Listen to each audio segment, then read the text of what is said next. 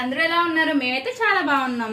ఈ రోజు వచ్చేసి ఒక రెసిపీ షేర్ చేయబోతున్నాను మీతో. అది వచ్చేసి chicken curry. First stove on చేసుకొని కడాయి పెట్టుకొని ఒక 3 స్పూన్స్ వరకు ఆయిల్ అయితే వేసుకుంటున్నానండి. నేను ఈరోజు రాగి సంకటి చేసుకుంటున్నానండి, అందుకే సో దానికి కొంచెం స్పైసీగా చికెన్ చేద్దామని చేస్తున్నా ఈరోజు. ఆయిల్ హీట్ అయిన తర్వాత అయితే ముందుగా కట్ చేసి పెట్టుకున్న ఆనియన్ ఇంకా మిర్చి అనేది వేసుకుంటున్నానండి. ఇవి గోల్డెన్ బ్రౌన్ వచ్చినంత వరకు ఫ్రై చేసుకుంటాను నేను.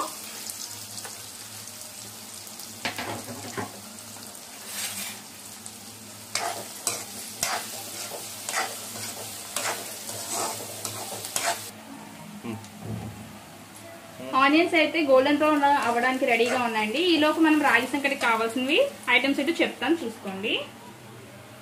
రేషన్ బియ్యం అయితే తీసుకున్నాం అండి. రేషన్ రైస్తోనే రాగి సంకటి అనేది జిగురుగా నెక్స్ట్ మనకు కావాల్సిన టెక్స్చర్లో వస్తుంది. సో 1 అవర్ అయింది నేను సోక్ చేసుకొని ఇలా వాటర్లో 3 టైమ్స్ కడిగేసుకొని పెట్టేసుకోవాలండి. నెక్స్ట్ 1 కప్ రైస్కి అయితే 1.5 కప్ అయితే నేను రాగి పిండి తీసుకుంటున్నాను. అలా అయితే బాగుంటుందండి. చూడండి, మన ఆనియన్స్ అయితే ఫ్రై అయిపోయాయి, గోల్డెన్ బ్రౌన్ కలర్ వచ్చేసాయి. ఇప్పుడైతే నేను ముందుగా వాష్ చేసి పెట్టుకున్న 1 కిలో చికెన్ అయితే తీసుకున్నాను. నేను చిన్న చిన్న ముక్కలు అయితే కుట్టించుకున్నాను.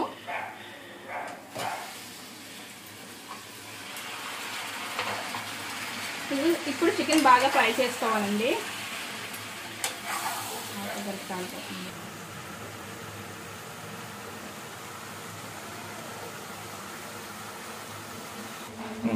చూసారుగా, చికెన్ బాగా ఫ్రై అయింది.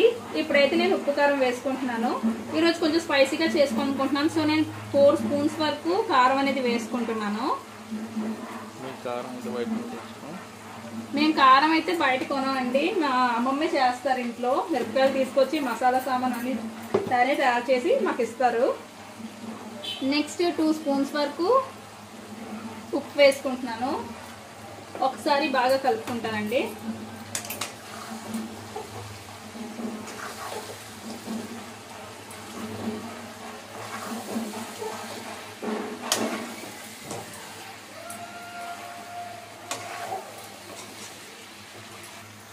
అల్లం వెల్లుల్లి పేస్ట్ అయితే చికెన్ ఫ్రై అవగానే వేసుకున్నానండి. మా మామగారు అయితే వీడియో తీయడం మర్చిపోయారంట, అందుకే మీరు కూడా వేసుకున్న తర్వాత ఉప్పు కారం వేయండి.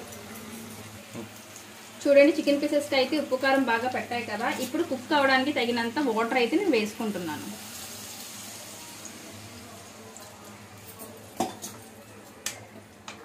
ఒకసారి అయితే బాగా కలుపుకోవాలి.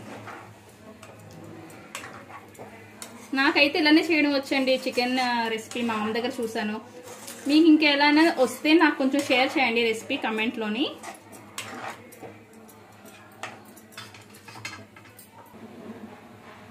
కారం వాసన పోయిన తర్వాత అయితే ఇలా మూత పెట్టుకొని అయితే కుక్ చేసుకోవాలండి. మన చికెన్ కుక్ అయ్యే లోపల అయితే రాగి సంకటికి కావాల్సిన చూద్దామండి. చెప్పాను కదా, ముందుగా నానబెట్టుకున్నాను. ఒక గ్లాస్ బియ్యానికి 3 గ్లాసులు అయితే వాటర్ వేసుకోవాలి మనం.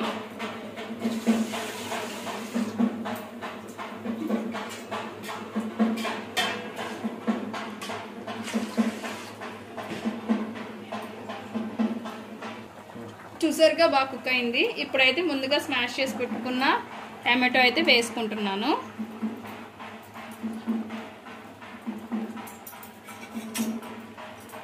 ఒకసారి అయితే బాగా కలుపుకోవాలి.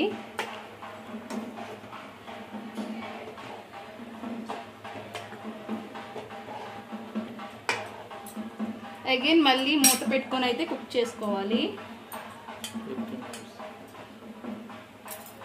మన చికెన్ కర్రీ అయ్యే లోపల అయితే మనం రాగి సంకటి చేసేసుకుందాం.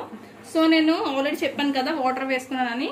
స్టవ్ మీద అయితే పెట్టేసుకున్నానండి. పెట్టుకొని మూత అనేది పెట్టేసుకుంటాను. బాగా కుక్ అయిపోయింది. ఇప్పుడైతే 1 స్పూన్ వరకు చికెన్ మసాలా వేసుకుంటున్నాను. ఒకసారి బాగా కలుపుకోవాలి.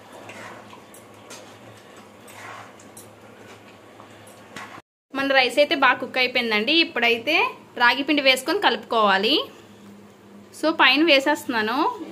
ఫ్లేమ్ అనేది బాగా లోలో పెట్టుకోవాలి.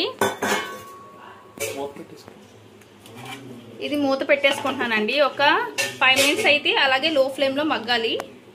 ఇప్పుడైతే తెడ్డు పెట్టుకొని బాగా కలుపుకోవాలండి. మొత్తం పిండి అంతా ఉడికేంత వరకు బాగా కలుపుకుంటూ ఉండాలి.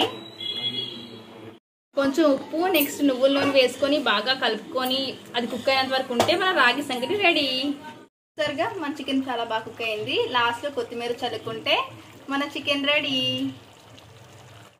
మన రాగి ముద్ద అనేది కొంచెం గోరువెచ్చగా అయిపోయిన తర్వాత ఇలా ఉండలుగా చుట్టుకోవాలండి.